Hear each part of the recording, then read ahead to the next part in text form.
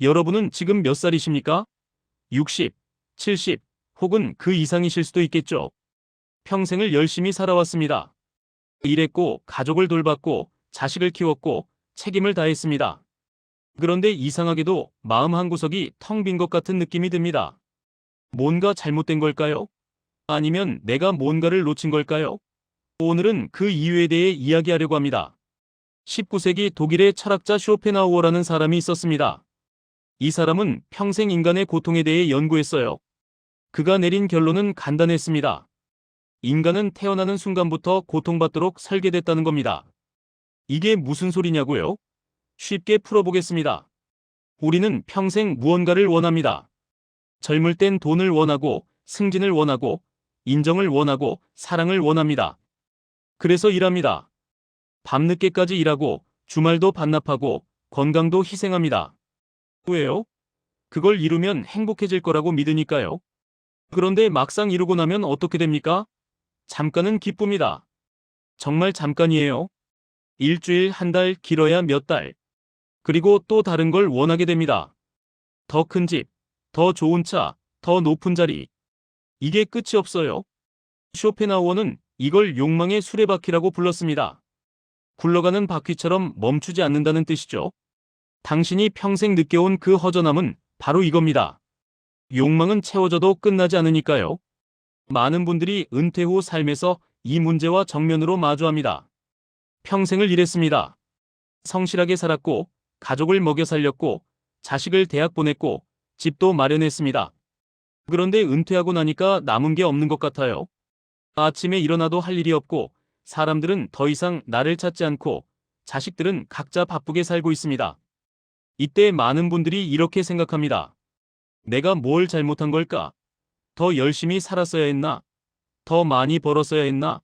아닙니다. 문제는 당신이 덜 열심히 산 게 아니에요. 문제는 우리가 평생 잘못된 믿음을 갖고 살았다는 겁니다. 성공하면 행복할 거라는 믿음, 돈이 많으면 편안할 거라는 믿음, 자식이 잘 되면 내 노후도 안정될 거라는 믿음. 이 모든 게 거짓이었습니다. 쇼펜하우어는 이렇게 말했습니다. 젊을 때의 성공은 노후의 평안을 보장하지 않는다고요. 왜냐하면 인간의 고통은 외부 조건에서 오는 게 아니라 내면의 기대에서 오기 때문입니다. 쉽게 말하면 이겁니다. 당신이 불행한 이유는 가진 게 없어서가 아니라 더 많은 걸 기대했기 때문이에요. 예를 들어볼까요? 자식에게 모든 걸 쏟아부었습니다. 학비, 결혼자금, 집장만 도와주기. 당신은 그렇게 해야 한다고 생각했고 실제로 그렇게 했어요. 그런데 자식은 명절에도 잘 안 옵니다. 전화도 뜸하고 찾아오는 건 돈 필요할 때뿐입니다. 이때 당신은 배신감을 느낍니다. 내가 이렇게까지 해줬는데 라는 생각이 들죠. 그런데 쇼펜하우어는 이렇게 말합니다. 그 배신감은 자식이 만든 게 아니라 당신의 기대가 만든 거라고요. 이 말이 지금 당신 이야기처럼 들릴 수도 있습니다. 많은 분들이 이 지점에서 무너집니다. 평생을 남을 위해 살았는데 돌아오는 게 없다는 사실을 받아들이기 힘들거든요. 그런데 사실 이건 당연한 겁니다. 세상은 원래 공평하지 않아요. 당신이 준 만큼 돌려받는 시스템이 아닙니다. 쇼펜하우어는 이걸 일찍이 간파했어요. 그래서 그는 이렇게 말했습니다. 기대를 낮추는 게 유일한 해결책이라고요. 이게 체념처럼 들릴 수도 있지만 사실은 현실을 받아들이는 거예요. 자식은 독립된 인간입니다. 당신이 아무리 많이 줘도 그들은 당신의 기대를 채워줄 의무가 없어요. 이걸 인정하는 순간 당신의 마음은 조금 가벼워집니다. 노후 준비를 할 때 우리는 보통 돈과 건강만 생각합니다. 연금이 얼마나 있는지, 저축은 얼마인지, 병원비는 감당할 수 있는지. 물론 이것들도 중요합니다. 하지만 정작 중요한 건 마음의 준비예요. 인생 후반에 들어서면 필연적으로 잃는 게 많아집니다. 건강도 잃고 사람도 떠나고 역할도 사라집니다. 회사에서 부장이었던 사람은 은퇴 후에는 그냥 아무개 할아버지가 됩니다. 자식을 키우느라 바빴던 사람은 자식이 떠나고 나면 빈집에 혼자 남습니다. 이때 많은 분들이 느낍니다. 나는 쓸모 없어진 것 같다고요. 이게 중년의 외로움이고 노년의 불안입니다. 그런데 쇼펜하우어는 이렇게 말합니다. 그 감정은 당신이 잘못 살아서가 아니라 당신이 스스로를 역할로만 정의했기 때문이라고요. 당신은 평생 누군가의 남편이었고, 누군가의 아버지였고, 누군가의 직장 상사였습니다. 그런데 그 역할들이 하나씩 사라지니까 자신이 누군지 모르겠는 거예요. 이건 정체성의 위기입니다. 많은 분들이 혼자 사는 삶을 두려워하는 이유가 바로 이겁니다. 혼자 있으면 그 빈자리가 너무 크게 느껴지거든요. 그런데 쇼펜하우어는 고독에 대해 아주 독특한 관점을 제시합니다. 그는 고독은 피해야 할 게 아니라 다루는 법을 배워야 할 대상이라고 말했어요. 왜냐하면 진짜 자신을 만나는 건 혼자 있을 때뿐이기 때문입니다. 사람들과 함께 있을 땐 당신은 늘 역할을 연기합니다. 착한 아버지, 든든한 남편, 성실한 직장인. 그런데 혼자 있을 땐 그럴 필요가 없어요. 아무도 보지 않으니까요. 그때 비로소 당신은 당신 자신과 마주합니다. 이게 두려운 이유는 우리가 평생 자기 자신을 외면하며 살았기 때문입니다. 인생이 허무할 때가 있습니다. 특히 나이가 들면 그 감정이 더 자주 찾아옵니다. 친구들은 하나둘 세상을 떠나고 몸은 예전 같지 않고 할 수 있는 일도 줄어듭니다. 이때 많은 분들이 생각합니다. 이제 내 인생은 끝났다고요. 늙는다는 것은 쇠퇴라고요. 그런데 쇼펜하우어는 완전히 다른 이야기를 합니다. 늙음은 쇠퇴가 아니라 관점의 이동이라고요. 무슨 뜻이냐면 젊을 때는 모든 걸 소유하려고 합니다. 돈, 명예, 사랑, 성공.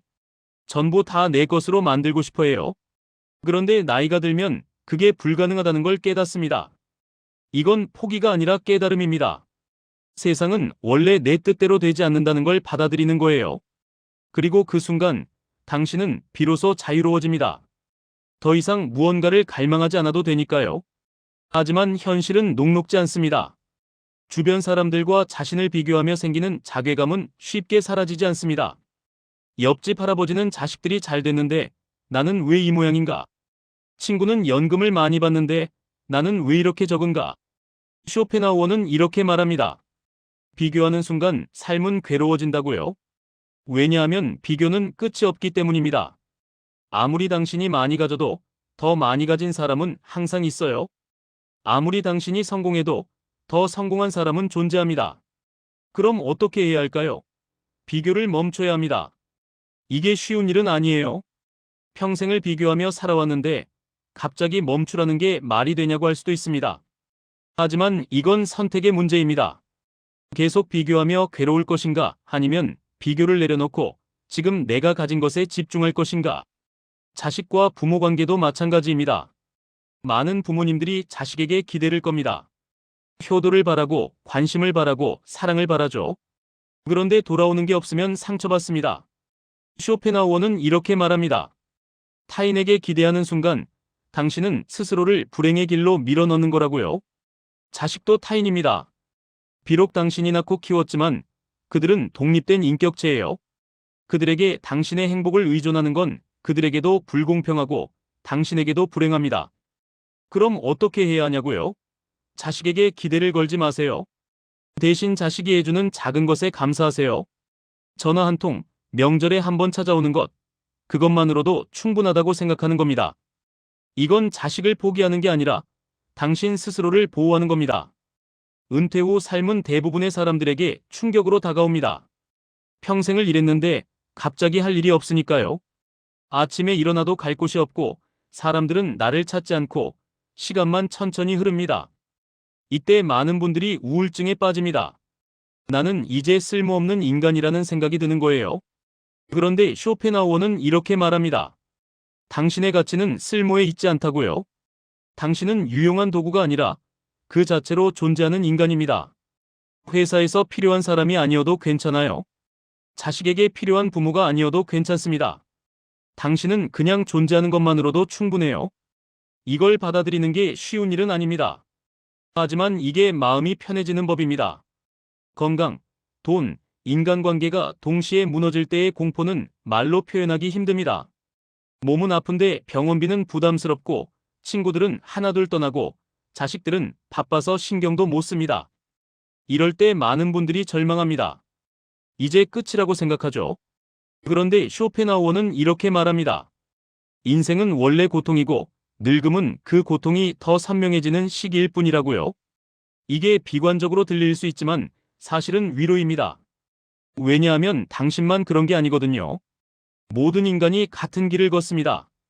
부자든 가난한 사람이든 성공한 사람이든 실패한 사람이든 결국 다 늙고 아프고 죽습니다. 이게 인간의 조건이에요. 당신이 특별히 불행한 게 아니라 인간이라면 누구나 겪는 일입니다. 그럼 우리는 어떻게 살아야 할까요? 쇼펜하우어는 명확한 답을 제시합니다. 기대를 낮추고 욕망을 줄이고 비교를 멈추라고요. 그리고 지금 이 순간에 집중하라고 합니다. 내일 뭔가 좋은 일이 일어날 거라는 기대를 버리세요. 과거에 이랬어야 했다는 후회도 내려놓으세요. 지금 당신이 숨 쉬고 있다는 것, 아침 햇살이 따뜻하다는 것, 밥을 먹을 수 있다는 것, 이런 작은 것들에 집중하는 겁니다. 이게 늙는다는 것의 의미입니다. 더 이상 무언가를 이루려 애쓰지 않고 지금 이 순간을 있는 그대로 받아들이는 거예요. 이건 포기가 아니라 수용입니다. 삶이 완벽하지 않다는 걸 인정하고 그럼에도 불구하고 살아가는 겁니다. 많은 분들이 노후의 행복을 찾으려고 합니다. 취미 생활을 하고 여행을 가고 새로운 걸 배우려고 해요. 물론 이것들도 좋습니다. 하지만 쇼펜하우어는 이렇게 말합니다. 행복은 무언가를 얻는 데서 오는 게 아니라 고통을 줄이는 데서 온다고요. 새로운 걸 시작하는 것보다 중요한 건 당신을 괴롭히는 것들을 내려놓는 겁니다. 자식에 대한 기대, 타인의 시선, 과거의 후회, 미래의 불안. 이것들을 하나씩 내려놓을 때 당신의 마음은 조금씩 가벼워집니다. 이게 노후의 행복입니다. 성취가 아니라 태도예요. 더 이상 무언가를 갈망하지 않고 지금 여기에 머무는 것. 그게 전부입니다. 쇼펜하우어는 80세가 넘도록 혼자 살았습니다. 친구도 거의 없었고 가족도 없었어요. 많은 사람들이 그를 불행한 사람이라고 생각했습니다. 하지만 그는 자신의 삶에 만족했어요. 왜냐하면 그는 일찍이 깨달았기 때문입니다. 행복은 외부에서 오는 게 아니라 내면의 평화에서 온다는 걸요. 당신도 마찬가지입니다. 지금 당신이 가진 게 많지 않아도 괜찮습니다. 자식이 자주 찾아오지 않아도 괜찮아요. 친구가 떠나도 건강이 예전 같지 않아도 그래도 괜찮습니다. 왜냐하면 당신은 여전히 살아있고 여전히 느낄 수 있고 여전히 생각할 수 있기 때문입니다. 이것만으로도 충분합니다. 인생은 원래 불완전하고 늙음은 원래 외롭고 죽음은 원래 두렵습니다. 하지만 그게 전부가 아니에요. 그 속에서도 우리는 작은 평화를 찾을 수 있습니다. 그게 쇼펜하우어가 평생 찾았던 답이고 지금 당신에게 필요한 답입니다. 덜 괴로워지는 법. 그건 덜 기대하는 것이고 덜 비교하는 것이고 덜 갈망하는 것입니다. 그리고 지금 이 순간 당신이 살아있다는 사실 하나만으로 감사하는 겁니다. 도움되셨다면 구독하시고 좋아요 눌러주세요.